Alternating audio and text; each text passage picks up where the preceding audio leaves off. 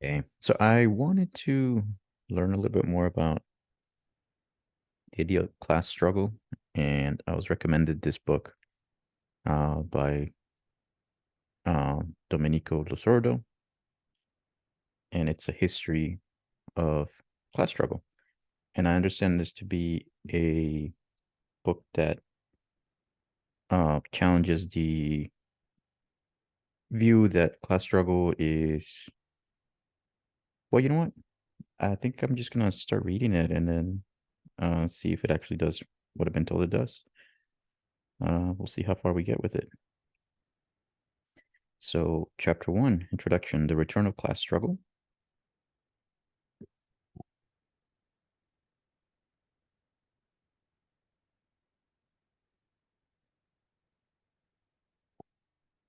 All right. Amid an economic crisis that is exacerbating social polarization and rekindling memories of the 1930s Great Depression, condemning millions of people to unemployment, insecurity, constant anxiety about getting by, and even hunger, essays and articles making reference to the return of class struggle have become more frequent. So, had it disappeared? In the mid 20th century, sharply criticizing the dogma of Marxist theory of class struggle, Ralph Dahrendorf summarized the achievement of the capitalist system. Today, the allocation of social positions is increasingly the task of the educational system. Property had lost any influence and been replaced by merit, making a person's social position dependent on his educational achievement. And that's not all. The social situation of people has become increasingly similar, and there was undoubtedly a tendency to leveling off social differences. The painter of this rosy picture was nevertheless obliged to criticize other sociologists for whom the world was spontaneously heading toward a state in which there are no classes and no class conflict because there is simply nothing to quarrel about. These were the years when an enormous number of men, women, and children from the global south and the countryside began to abandon their birthplace to seek their fortune elsewhere. This was also a mass phenomenon in Italy, where hailing for the most part from the Mezzogiorno, immigrants crossed the Alps or stopped this side of them. Working conditions in North Italian factories can be illustrated in detail. In 1955, in order to suppress strikes and working class militancy, hundreds of thousands of militants and activists from the CGIL, a trade union accused of unacceptable radicalism, were sacked. Such practices were not confined to underdeveloped countries. In fact, the model was furnished by the USA, long characterized by yellow dog contracts, whereby, on being hired, workers and employees pledged or were forced to pledge not to join any trade unions organizations. Was it really class struggle that had disappeared? Or was it substantive union freedoms confirming the reality of class struggle? Subsequent years witnessed the economic miracle, but let us see what was happening in 1969 in the West's model country, given the floor to a US periodical with an international diffusion. Engaged in propaganda on behalf of the American way of life. Just a second. I think my microphone might have been messed up. Hopefully not. No, we're still good. Uh,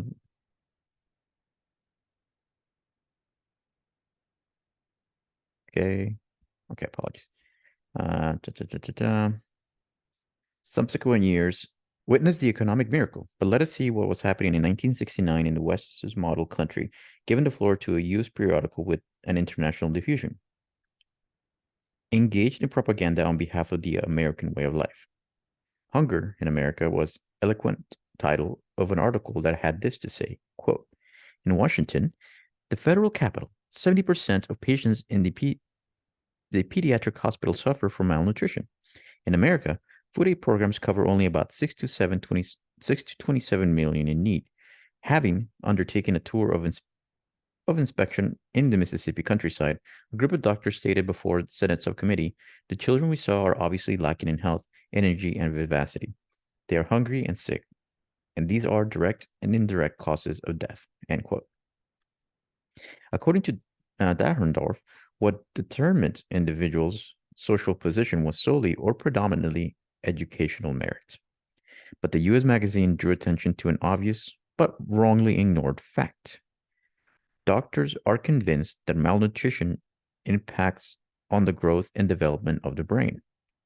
Once again, the indicated question is, did such a terrible poverty in a country of capitalist opulence have something to do with class struggle? Subsequently, abandoning his illusory predictions of the mid-20th century, Dahrendorf noticed an increase in the percentage of the poor, often working poor, in the USA. The most interesting and disturbing observation was consigned to an incopious parenthesis. Even a job was insufficient to avert the risk of poverty.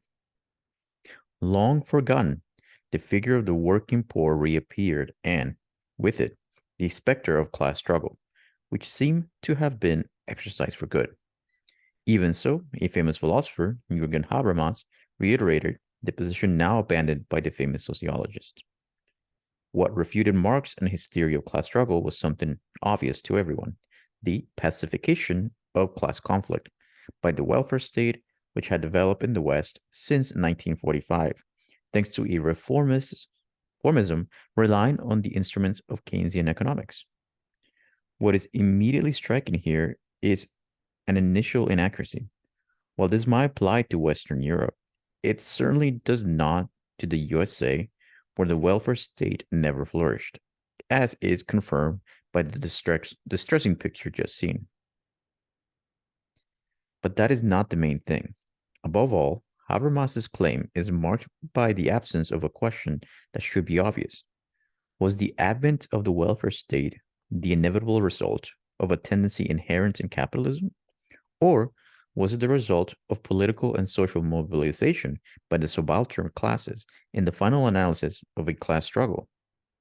Had the German philosopher posed this question, perhaps he would have avoided assuming the permanence of the welfare state, whose precariousness and progressive dismantlement are now obvious to everyone. Who knows whether Habermas had subsequently had his doubts? In the West, the welfare state emerged not in the USA but Europe, where the trade union and labor movement is traditionally more deep-rooted, and it emerged when that movement was at its strongest because of the discredit of which two world wars, the Great Depression and fascism, have brought upon capitalism. But is the refutation or confirmation of Marxist theory of class but is this refutation or confirmation of Marxist theory of a class struggle? Habermas points to 1945 as the starting point for the construction of the welfare state in the West and the attenuation and disappearance of class struggle. The previous year, visiting the USA, the Swedish sociologist Gunnar Myrdal reached a dramatic conclusion. Segregation is now becoming so complete that the white Southerner practically never sees a Negro except as his servant and in other standardized and formalized caste situations. Unquote. 2 decades later, the slave-master relationship between blacks and whites had far from disappeared.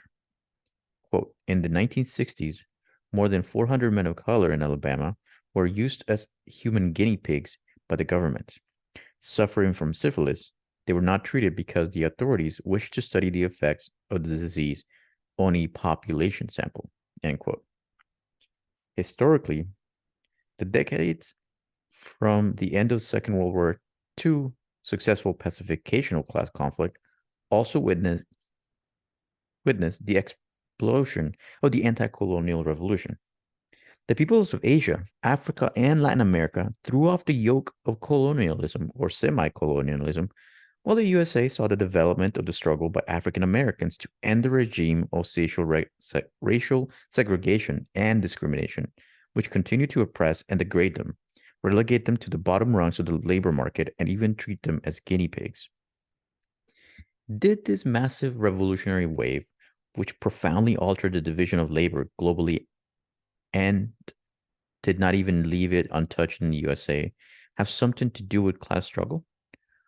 Or is the latter limited to the conflict pitting proletarians and capitalists, dependent labor, and haughty bourgeoisie against one another in a single country? Such is clearly the opinion of best-selling contemporary British historian Neil Ferguson. In the major historical crisis of the first half of the 20th century, class struggle, the supposed struggle between proletariat and bourgeoisie, played a very modest role. Decisive, instead, was the Hermann Göring, with his main focus on the conflict between the Third Reich and the Soviet Union. Defined as the Great Racial War, does Nazi Germany's attempt to reduce Slavs to the condition of black slaves in the service of the master race, and the epic resistance to this war of colonial subjugation and actual enslavement, the Great Racial War undertaken by the Third Reich, mounted by entire peoples, have nothing to do with class struggle? For Dahrendorf, Habermas, and Ferguson, but also, as we shall see, for distinguished scholars of a Marxist or post-Marxist persuasion, class struggle refers exclusively to the conflict between proletariat and bourgeoisie. In fact, to a conflict between proletariat and bourgeoisie that has become acute and of which both parties are conscious. But was this Marx's and Engels' view? As is well known, having evoked the specter of communism haunting Europe, and even before analyzing the existing class struggle between proletariat and bourgeoisie, the Communist Manifesto opened up with a statement that was destined to become famous and play a prominent role in 19th and 20th century revolutionary movements. The history of all hitherto existing society is the history of class struggles. End quote. The transition from the singular to the plural clearly signals that the conflict between proletariat and bourgeoisie is but one class struggle among others, and the latter, running throughout world history, by no means a feature of exclusively of bourgeois industrial society. Should any doubts remain, some pages later in the manifesto reiterates, quote, "The history of all past society has consisted in the development of class antagonisms that assumed different forms at different epochs." End quote. Not only class struggle, but also the forms they take in different historical epochs, different societies, and different concrete situations are declined in the plural. But what are the multiple class struggles or the multiple configurations of class struggle? To answer this question, we must reconstruct the significance of a theory, as well as the alterations and oscillations it has undergone, philologically and logically. But textual history is insufficient. We must also refer to real history. What is required is a double reinterpretation of a historical, theoretical kind. On the other hand, we need to throw light on the theory of class struggle formulated by Marx and Engels, integrating it into the history of their development as philosophers and revolutionary militants, and their active engagement in the political struggles of their time. On the other, we must determine whether this theory is capable of shedding light on the rich, tormented history that starts out from the Communist Manifesto. Hence, the first reinterpretation concerns the theme of class struggle in Marx and Engels. But is this conjunction legitimate? I shall rapidly clarify the reasons for my approach. In the context of a division of labor and distribution of tasks that was jointly conceived and agreed, the authors of the manifesto were in a relationship of constant collaboration and intellectual cross-fertilization. At least as regards politics proper and class struggle, they regarded themselves as members or leaders of a single party. In a letter to Engels of 8 October 1858, after having raised an important theoretical and political problem, Could an anti-capitalist revolution occur in Europe while capitalism remain in the ascendant in most of the world? Marx claimed that, quote, for us, this is the difficult question, end quote. The indicated respondent is not an individual intellectual, however brilliant, but the leadership group of a political party in the process of being formed. In fact, the followers of this party refer to Marx and Engels as an indissoluble intellectual and political partnership, as a leading group of a party that, throughout the thought and worked in unison. The same was true of opponents, starting with Mikhail Bakunin, who, in his criticism, repeatedly conjoined Marx and Engels, or Messer Marx and Engels, or picked out Mr. Engels as Marx's alter ego. Other opponents were against the Marx and Engels clique, or waxed ironic over the Mr. Engels and Marxist prime minister. Mr. Engels, Marxist prime minister. So intimate was the association between the two that reference was sometimes made to Marx and Engels in the singular, as if they were a single author and person. Obviously, we were dealing with two individuals, and the differences that inevitably arise between two distinct personalities must be borne in mind and, where necessary, indicated, but without thereby introducing a kind of posthumous split in a party or a party leadership group which proved capable of facing the countless challenges of the time united. So what did Marx and Engels understand by class struggle? That's the end of that chapter. I think I'll start with this one and see how far we get. All right. The different forms of class struggle. 1. Emancipation of the working class and national liberation. Marx and Engels did not systematically expound and clarify theses central to their thoughts. However, to appreciate how reductive and misleading the habitual interpretation of the theory of class struggle is, it suffices to glance at the theoretical and political platforms to be found in Marx and Engels from the early writing onwards. The starting point is well known. Although it had secured important results, the overthrow of the Ancien regime and the abolition of monarchical despotism and feudal relations of production was not determinants of the requisite process of radical political and social transformation. It was necessary to go well beyond the political emancipation that was the outcome of the bourgeois revolution, achieving human emancipation, universal emancipation. A new revolution was on the horizon, but what were its objectives? The power of the bourgeoisie had to be overthrown to break the chains imposed by it, the chains of the present enslavement of the worker or wage slavery. The emancipation of the working class, its economical emancipation, was to be achieved through the abolition of all class rule. Marx and Engels. Attention to struggle that the proletariat was enjoined to wage against the bourgeoisie was constant, but is the struggle for human emancipation, universal emancipation, exhausted by it?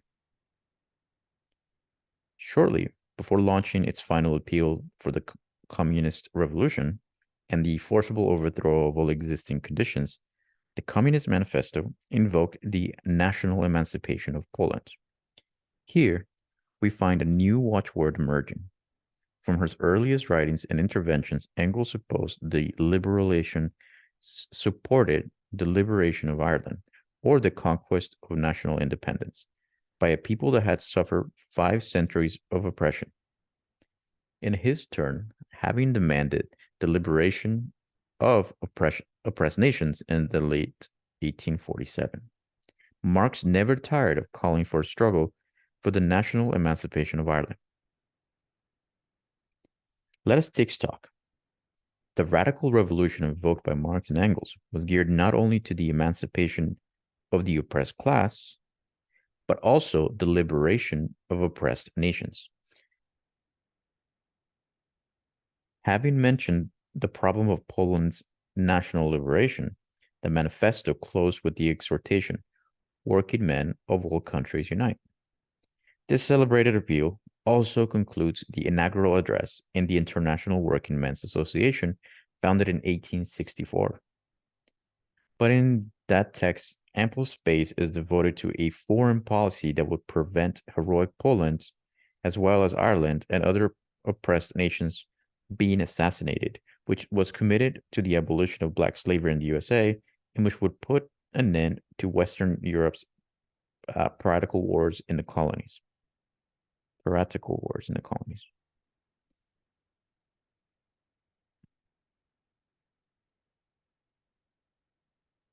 The struggle for liberation of the oppressed nations is no longer important than the struggle for the liberation of oppressed nations is no less important than the struggle for the emancipation of the proletariat.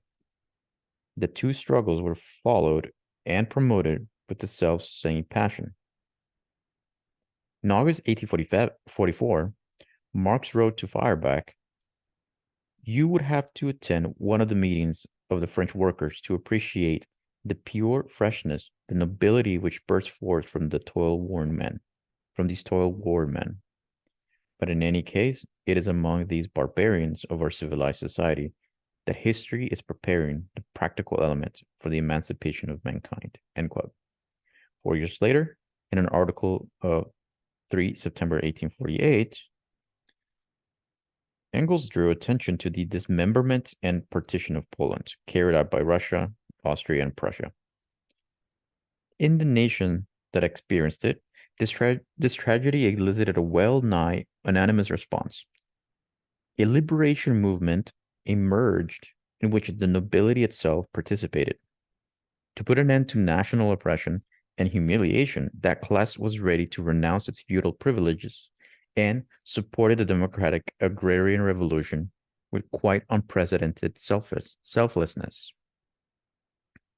The enthusiasm evident from this text should not be attributed to the ingenuousness and oversimplification for which Engels is often criticized. Marx expressed himself even more emphatic in even more emphatic terms in this connection. World history does not know another example of such nobility of soul. The nobility celebrated in French workers was now attributed to the Polish nobility and indirectly to a great national liberation struggle as such. Yet, we must not lose sight of the differences. While the proletariat is the agency of the emancipatory process that breaks the chains of capitalist rule, the alliance required to break the shackles of national oppression is broader. We have seen this in the case of Poland, but it also applies to Ireland. In a long letter of April 1870, Marx supported a union whose heterogeneous features stand out. It would have as its protagonists British workers on the one hand and the Irish nation as such on the other. The former were called on to support the Irish national struggle and reject the policy pursued against Ireland as a whole by aristocrats and capitalists. The oppression by the British ruling class was harsh and ruthless. Fortunately, however, the revolutionary character of the Irish, taken as a whole, could be depended on. And such revolutionary enthusiasm was summoned to find an initial outlet in the national liberation struggle. While the oppressed nation was enjoined to wage its struggle on the widest possible national basis, the task of the proletariat in the oppressor nation was to nurture its antagonism towards the ruling class, thereby furthering its own human emancipation at the same time, contributing to the emancipation of the oppressed nation. Interesting. Marx and Engels did not arrive at this theoretical platform without fluctuations. Ireland may be regarded as the earliest English colony, wrote the letter to the former in a letter of May 1856. Wrote the latter to the former. We are thus led to non-European colonial world and, in particular, India, which 3 years earlier had been defined by Marx as the Ireland of the East. India's tragic situation had already been invoked in the Poverty of Philosophy, which drew attention to a reality generally ignored by bourgeois economists intent on demonstrating capitalism's capacity for improving the condition of the working class. They lost sight of the millions of workers who had to perish in the East Indies so as to procure for the 1.5 million workers employed in the same industry in England 3 years' prosperity out of 10. Here, the clash is between workers and workers, and it hinges on the difference in conditions between capitalist metropolis and colony. And now let us see the picture that emerges from the article by Marx dating from July 1853. Having described the tragic condition of India and the unrest in it, following the encounter clash with European culture, represented by British colonists. The text continues, quote, "The Indians will not reap the fruit of the new elements of society scattered among them by the British bourgeoisie, till in Great Britain itself the new ruling classes shall have been supplanted by the industrial proletariat, or till the Hindus themselves shall have grown strong enough to throw off the English yoke altogether." End quote. Two different revolutionary scenarios are envisaged here. The first, in Britain, cast the industrial proletariat as the protagonist of anti-capitalist revolution. The second has as its protagonist the Hindus. Every time national emancipation or national liberation is at stake, the subject is the oppressed nation as such, the Poles, Irish, and Indians. Has the concern with class struggle vanished? 2. A distraction from class struggle. There has been no lack of interpreters who answer in the affirmative. The author of a very well-documented book on Marx and Engels, Et la politique internationale, argues that in the years immediately following the Communist Manifesto, quote, foreign policy and the battle between nations took precedence over class struggle. Indeed, quote, Marx not only analyzed political intrigues of an international kind in detail, but did so without any reference to economic and social forces and factors, end quote. To take but one example, the article published in the, I don't know how to pronounce that, New French Feuilleton, seems completely disconnected from the body of its doctrine. The impression is that where foreign policy and the diplomatic and military intrigues bound up with its begin, the impression is that where foreign policy and the diplomatic and military intrigues bound up with it begin, class struggle ends, and the doctrine of historical materialism falls silent. At this point, a disconcerting conclusion might dictate itself. While they stress that every society is shot through with class struggle throughout the course of its development, and that all historical struggle are class struggles, Marx and Engels resort to their theory only intermittently. But is this how things really stand? It is worth noting the testimony, dating summer 1872, of the French socialist Charles Laugier, who, having paid tribute to the martyrs of the Paris Commune, proceeded thus when reporting from the Temple of Historical Materialism, or the Marx household, which he knew well being Marx's son-in-law. The quote, the Polish insurrection of 1863, the Irish rebellions of the Fenians in 1869, the Land League and Home Rulers in 1874, these movements of oppressed nationalities were followed from the battlement of this fortress of international with no less interest than the rising tide of the socialist movement in both hemispheres, end quote. So, interest in the movements of oppressed nationalities was no less lively and constant than the reserved for the agitation of the proletariat and subaltern classes. It will be difficult to challenge the reliability of this evidence. It is enough to leaf through editions of the collected works of Marx and Engels to realize just how many texts are devoted to the struggle of the Irish and Polish people and to denouncing of the policy of national oppression pursued by Britain and Russia, respectively. The interest was intellectual and political, but with an emotional charge. On November 23rd, 1867, 3 Irish revolutionaries were hanged in Manchester, convicted of having orchestrated the armed liberation of 2 leaders of the independent movement in an action that involved the death of a police officer. Some days later, Marx wrote to Engels, referring to the reaction of his eldest daughter. Quote, Jenny goes in black since the Manchester execution and wears her Polish cross on a green ribbon, end quote. The symbol of the national liberation struggle of the Polish people was thus married with the green of the Irish cause.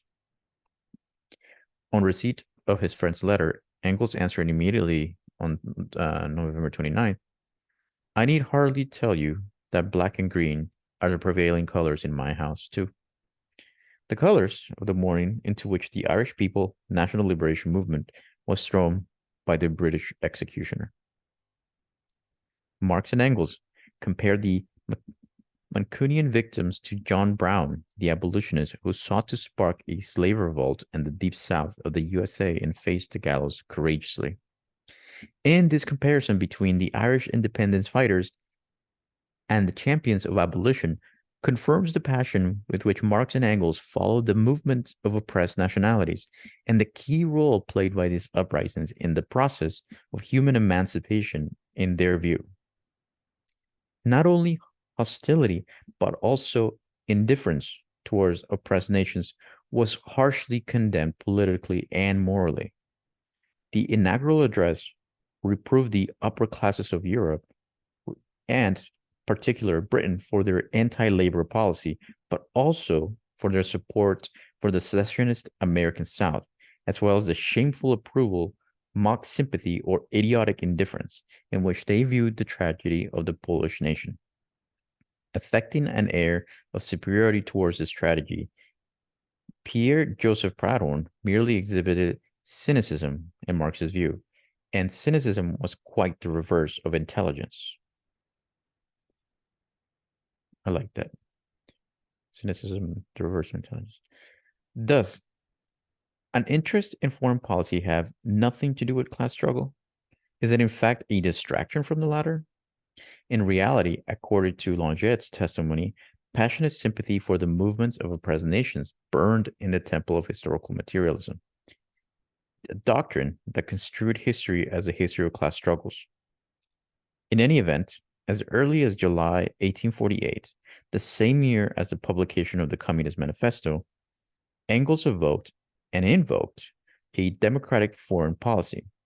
16 years later, via Marx's pen, newly founded International Working Men's Association stressed that a political economy of labor was imperative but insufficient. The working class had to be taught the duty to master the mysteries of international politics, to watch the diplomatic acts of their respective governments, to counteract them if necessary by all the means in their power. They must realize that the struggle for a foreign policy supportive of oppressed nations was an integral part of the general struggle for the emancipation of the working class. How is so exacting an assertion to be explained? I think I'll stop here and then continue maybe later. But this is really interesting so far. So the argument being that class struggle is not just the very narrow view of proletariat bourgeoisie struggle, but it does include liberations of at least a few more forms. So yeah, I am liking this so far. Definitely will continue. All right, let's stop here.